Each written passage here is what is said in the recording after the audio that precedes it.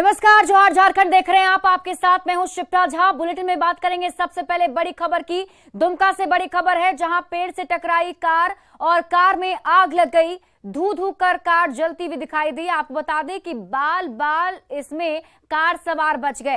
रामगढ़ थाना के ठाड़ी मोड़ के पास की घटना बताई जा रही है, जहां पर एक कार अनियंत्रित होकर पेड़ से टकरा गई और पेड़ से टकराने के साथ ही कार में आग लग गई। तस्वीरें आपके टीवी स्क्रीन पर हम आपको दिखा रहे हैं, जिसमें आप खुद देख सकते हैं किस तरीके से धू धू कर जलती हुई कार यहां दिखाई दे रही है। हालांकि जो लोग इसमें सवार थे वो बाल बाल बच गए हैं।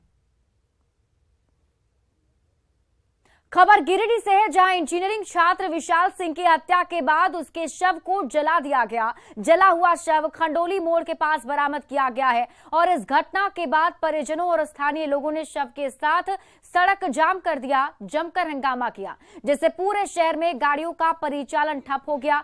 इस दौरान आक्रोशित लोगों ने पुलिस प्रशासन और सरकार के खिलाफ जमकर नारेबाजी की। हालांकि घटना की जानकारी मिलते ही मौके पर सदर एसडीओ भारी संख्या में पुलिस बल के साथ पहुंचे और आक्रोशित लोगों को समझा बुझाकर मामला शांत करवाया।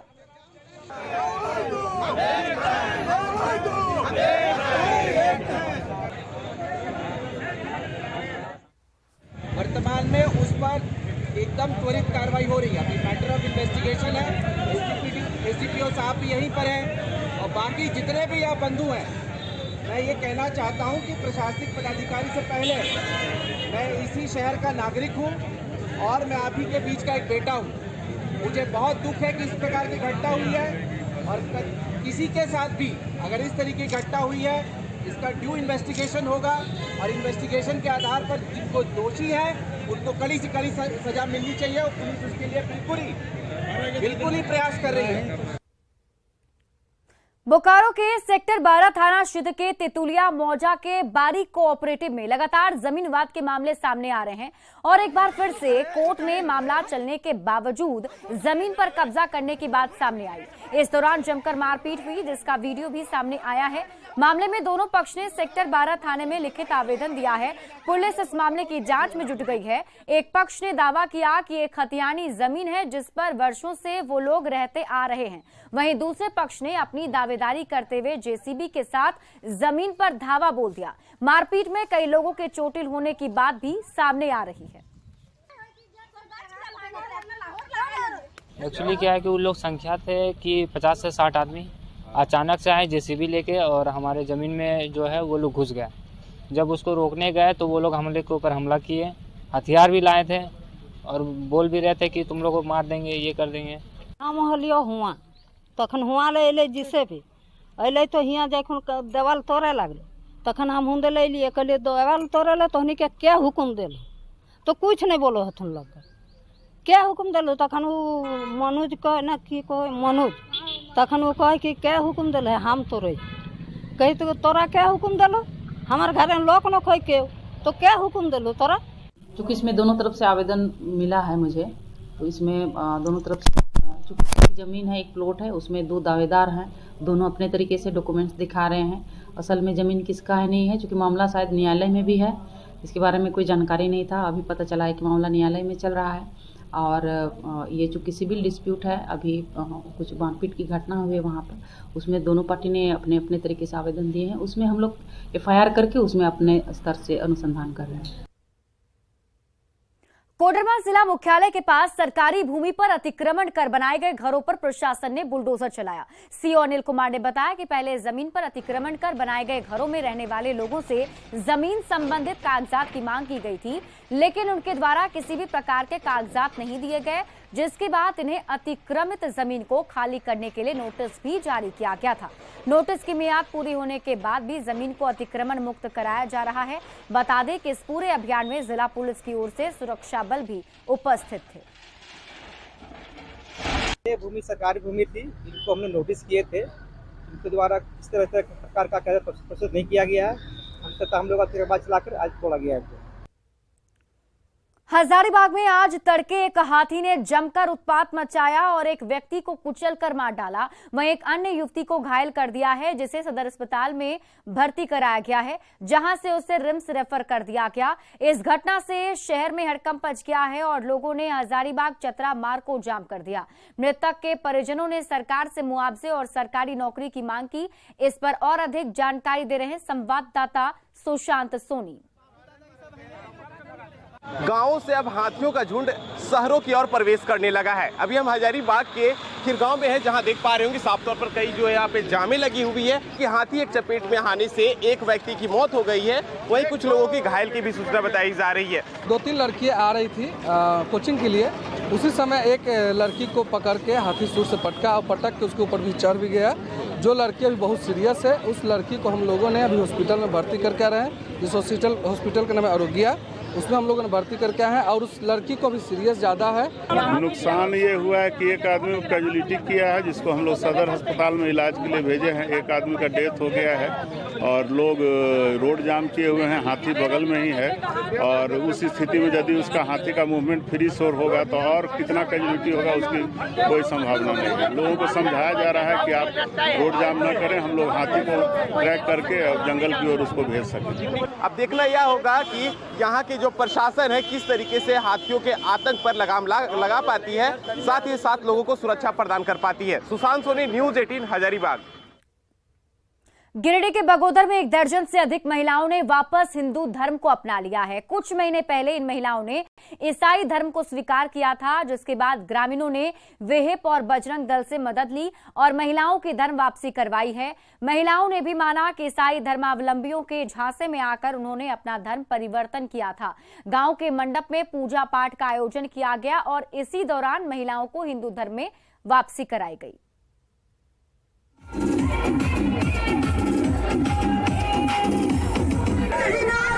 कुछ दिनों पहले से ईसाई मिशनरियों के झांसे में आकर कुछ हमारे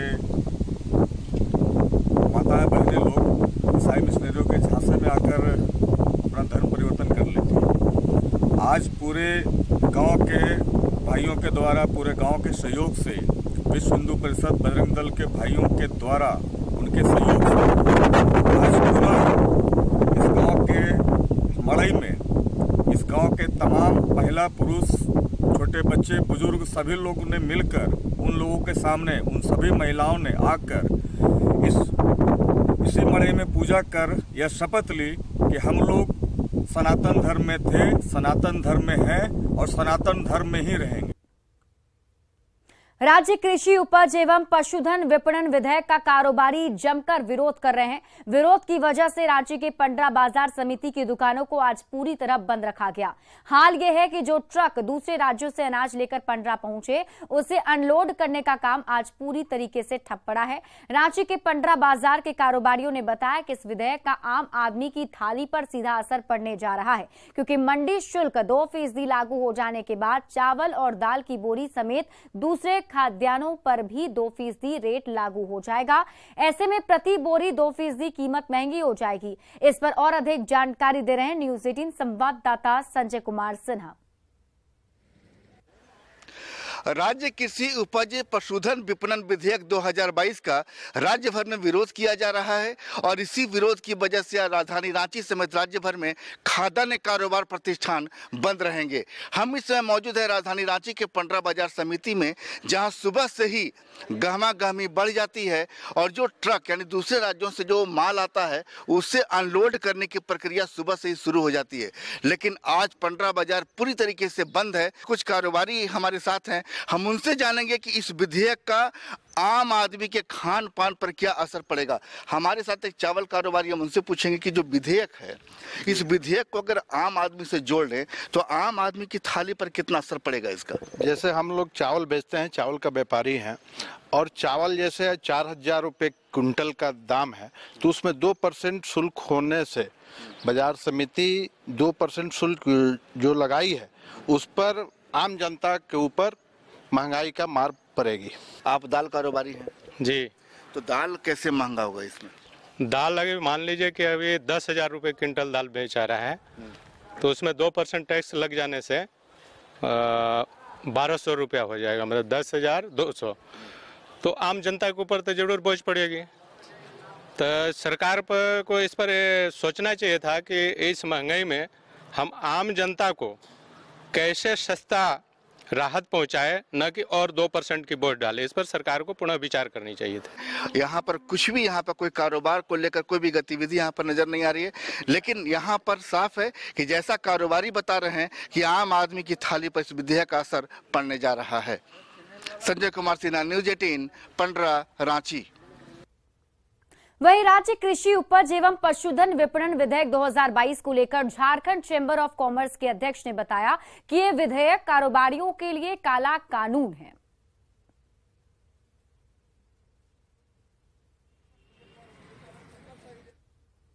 झारखंड राज्य कृषि उपज और पशुधन विपणन संवर्धन एवं सुविधा विधेयक 2022 का विरोध किया जा रहा है। यह विधेयक व्यापारी, खाद्यान्न व्यवसायी, राइस मिलर, पशुधन एवं साथ में सब्जी वाले हैं, फल वाले हैं, सबके लिए यह काला कानून है। धनबाद में जमाडा के आश्रित पिछले 351 दिनों से धरना दे रहे हैं। इतने दिन होने के बाद भी नतीजा कुछ नहीं निकला, जिससे आक्रोशित लोगों ने अब आत्मदाह करने की चेतावनी दी है।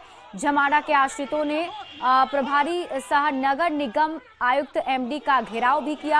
आश्रितों का उग्र तेवर देखते हुए प्रभारी एमडी ने निगम के मुख्य गेट पर ताला बंद कर दिया है। इस दौरान अनुकंपा बहाली की मांग को लेकर सैकड़ों आश्रित अपने बीवी बच्चों के साथ नारेबाजी करते रहे। आश्रित मेहरबुल अंसारी ने कहा कि अविलंब हमारी मांगे पूरी नहीं हुई तो 28 फरवरी को आश्रित जन आत्मदाह करेंगे।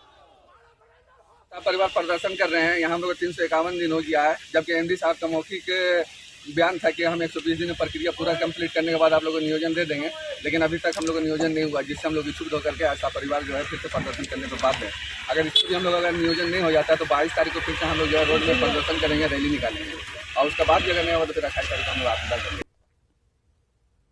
कैश कांड मामले में ईडी की पूछताछ आज लगातार तीसरे दिन भी जारी रहेगी। आज ईडी के समक्ष कोलेबिरा से कांग्रेस विधायक नमन विकसल कोंगाड़ी उपस्थित होंगे। नमन विकसल कोंगाड़ी ईडी को ने समन किया है और इससे पहले विधायक इरफान अंसारी और राजेश कच्छप ईडी दफ्तर में हाजिर हो चुके हैं। ईडी कांग्रेस विधायकों से उनके आय के स्रोत को लेकर सवाल जवाब कर रही है। ईडी दफ्तर से और अधिक जानकारी दे रहे हैं न्यूज 18 संवाददाता अविनाश कुमार। कैश कांड को लेकर ईडी की पूछताछ लगातार जारी है। आज तीसरा दिन है और आज इसी दफ्तर में कांग्रेस के विधायक नमन विकसल कोंगाड़ी उपस्थित होंगे। नमन विकसल कोंगाड़ी को समन किया गया है और आपको बता दें कि इससे पहले 2 दिन पहले की बात करें तो सबसे पहले कांग्रेस के इरफान अंसारी आए थे, उसके बाद कल राजेश कच्छप आए थे और आज नमन विकसल कोंगाड़ी को आना है। पहले जो 2 विधायक आए थे, इरफान अंसारी ने जो अपने आय के संबंध में बताया था, उसमें पेट्रोल पंप से उनकी आय को लेकर उन्होंने जानकारी दी थी कि उनकी जो आय है उसका एक बड़ा स्रोत जो है वो पेट्रोल पंप है। कल राजेश कच्छप ने जो जानकारी दी है ईडी के अधिकारियों को, उसमें उन्होंने माइंस का जिक्र किया है जो उनके नाम से है और उससे उन्हें आय प्राप्त हुई है, क्योंकि जो कोलकाता में 49 लाख रुपए पकड़े गए थे उसके बाद से लगातार इस बात की पड़ताल चल रही है कि इन 3 विधायकों के पास इतने बड़ी संख्या में, इतनी बड़ी मात्रा में कैसे कैश था और वो क्या करने के लिए गए थे। सरकार गिराने की साजिश को लेकर भी कांग्रेस के अंदर से अनूप सिंह ने एक FIR किया था, लेकिन इन तीनों ही विधायकों का ये कहना है कि वो कोलकाता साड़ी खरीदने के लिए गए थे और क्षेत्र की जो जनता है, महिलाओं के बीच उसका वितरण किया जाना था। लेकिन जिस तरह से लगातार जो बातें छनकर सामने आ रही हैं और जिस तरह से कांग्रेस के अंदर से ही जो FIR किए गए थे उसके बाद से कई तरह के सवाल उठ रहे हैं। तो आज ये देखना होगा कि नमन विकसल कोंगाड़ी जो कि कोलेबिरा से कांग्रेस के विधायक हैं, उनको यहाँ उपस्थित होना है 11 बजे से 11:30 बजे के बीच का समय होगा, क्योंकि इरफान अंसारी और राजेश कच्छप भी इसी बीच आए थे और उनसे दोनों ही विधायकों से तकरीबन 10 घंटे तक की पूछताछ हुई है। तो ये मानकर आप समझ सकते हैं कि आज जब नमन विकसल कोंगाड़ी यहाँ पहुंचेंगे तो उन्हें कम से कम इतना वक्त लग सकता है, इतनी देर तक उनसे पूछताछ की जा सकती है। और नमन विकसल कोंगाड़ी अपने आय को लेकर, आय के स्रोत के बारे में क्या कुछ ईडी तक अपनी बात को रखते हैं और कितने सवालों का जवाब दे पाते हैं, ये देखने वाली बात होगी।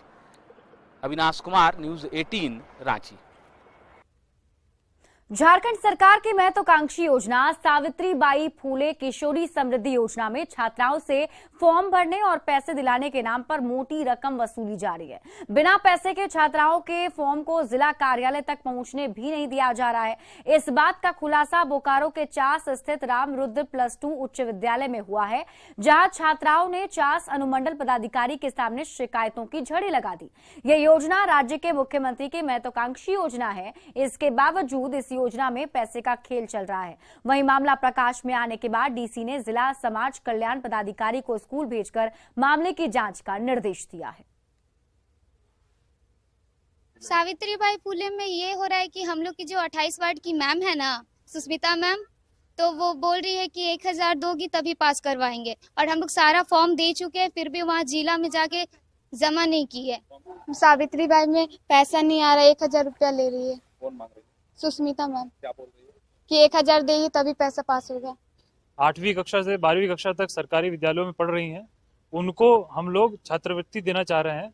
और इस स्कीम के अंदर ये खुलासा मीडिया के थ्रू हमें पता चला कि कई आंगनवाड़ी सेविकाओं ने इनके अंदर कहीं कुछ पैसे लेकर उनसे फॉर्म भरवाए हैं, और अभी इस स्टेज पे भी कई लोगों के फॉर्म्स डिस्पोज नहीं किए। जो बच्चे पैसा नहीं दे पाए उनके फॉर्म्स डिस्पोज भी नहीं हुए।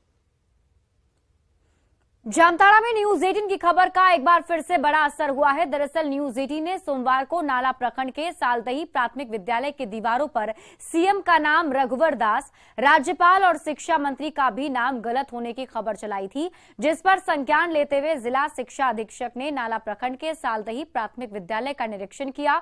इस दौरान उन्होंने स्कूल के सूचना पट को 72 घंटे में संशोधन करने का निर्देश दिया। साथ ही विद्यालय का रंगरोगन और सूचना पट में परिवर्तन न होने पर उन्होंने पिछले 4 साल में विद्यालय मद में प्राप्त राशि की रिपोर्ट मांगी। वहीं विद्यालय में प्रतिनियुक्त सहायक अध्यापक को प्रधानाध्यापक का चार्ज करने का भी निर्देश दिया। इस पूरे मामले में लापरवाही बरते जाने पर डीएससी ने बीईओ और सीआरपी को भी शो कॉज किया है। इन पर जो खबर चली है प्राथमिक विद्यालय सालदही के विषय में, उस पर तुरंत संज्ञान लेते हुए हमने आज विद्यालय का निरीक्षण किया। साथ में बीईओ सीआरपी भी साथ में थे। तत्काल में बीईओ को सीआरपी को शोकॉज किया गया है, और बीते 4 साल में जितने भी मद में प्राप्त हुई है राशि सालदही को, उसका रिपोर्ट हमने बीईओ से मंगवाया है।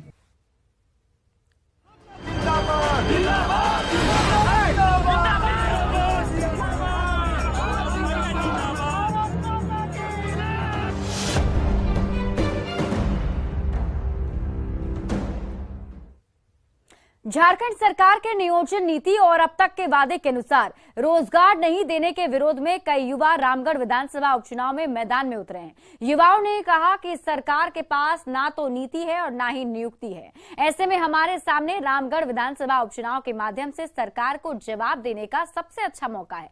युवाओं ने कहा कि सरकार जब सत्ता में आई थी तो नारा दिया था, बदलो सरकार पाओ अधिकार, लेकिन रोजगार के मामले में ऐसा होता हुआ नहीं दिख रहा है। इस पर और अधिक जानकारी दे रहे हैं संवाददाता जावेद खान। झारखंड 22 साल हो गया झारखंड को, लेकिन अभी तक यहाँ एक स्पष्ट नियोजन नीति नहीं बनी है, और रोजगार के मुद्दे पर इतना पीछे है कि देश में गिना जाता है कि सबसे पीछे, अगर पीछे है काउंट कीजिएगा तो 1 नंबर में बेरोजगारी में तो झारखंड में आता है। नामांकन किया है, ऐसे में हम कुछ लोगों से बात कराते हैं कि वे किन मुद्दों पर चुनाव में जा रहे हैं। चूँकि नौजवान जो है नियोजन नीति और रोजगार की मांग को लेकर के रामगढ़ विधानसभा चुनाव में आ रहे हैं, और इस सरकार से क्या चाहते हैं और क्यों चुनाव लड़ने जा रहे हैं, क्या नाम है, क्या दिक्कत है? मेरा योगेश चंद्र भारती नाम है, उर्फ महतो है, और ये उपचुनाव लड़ने का मकसद है कि झारखंड सरकार की गलत नियोजन नीति की वजह से, अगर स्थानीय नियोजन नीति होता, जितने भी झारखंड में बहाली आया हुआ था, सभी का आज एग्जाम होता, तो ये हमको बेरोजगार छात्र उपचुनाव में भाग नहीं लेते। लेकिन सरकार के गलत नीतियों की वजह से आज उपचुनाव में लड़ना पड़ रहा है। सर, अगर हम भगत सिंह को मानते हैं तो क्या बिरसा मुंडा को भी जानते हैं। बात ऐसा है कि झारखंड 22 साल का हो गया है, ना नीति है ना नियुक्ति है, ना स्थानीय नीति है ना कुछ है। सरकार बोल के आए थे कि बदलो सरकार पाओ अधिकार, सरकार बदल दिया, अधिकार नहीं मिला है। आज स्टूडेंट लोग रोड में उतर रहे हैं। ये जो कैंडिडेट खड़ा हुआ है नियोजन नीति नहीं बनने का, अगर ये सरकार नौकरी देती, अभी भी सचिवालय का नौकरी निकाल दे, वैकेंसी निकाल दे, एग्जाम ले तो आज हम लोग नॉमिनेशन वापस ले लेंगे और फिर जाके वापस तैयारी में लग जाएंगे। का कहना है कि सरकार की ना तो नीति है ना तो नियुक्ति है, इसके विरोध में ये चाहते हैं कि नियोजन नीति नहीं बनी है, नियोजन नीति बने और सरकार यहाँ के युवाओं को नौकरी दे। जावेद खान, न्यूज 18, रामगढ़।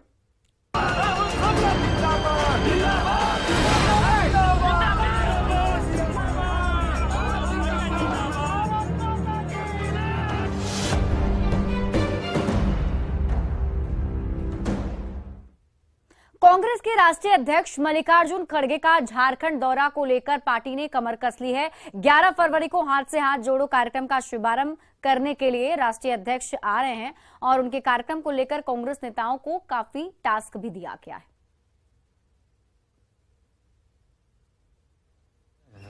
संथाल परगना में पहली बार कार्यक्रम हो रहा है तो वहां ज्यादा से ज्यादा लोगों की संख्या में उपस्थिति हो, इस बात को भी सुनिश्चित करने के लिए तमाम कार्यकारी अध्यक्षों को भी दिशा निर्देश दिया गया कि उनके प्रभार वाले जो जिले हैं उनसे ज्यादा से ज्यादा कार्यकर्ता और समर्थक पाकुड़ पहुंचे, ताकि इस कार्यक्रम के जरिए राहुल जी के संदेश को लेकर के जो अगले 60 दिनों तक जो कार्यक्रम चलने वाला है और घर घर लोगों को जाना है, उसकी पूरी एक व्यापक रूप में औपचारिक शुरुआत हो सके।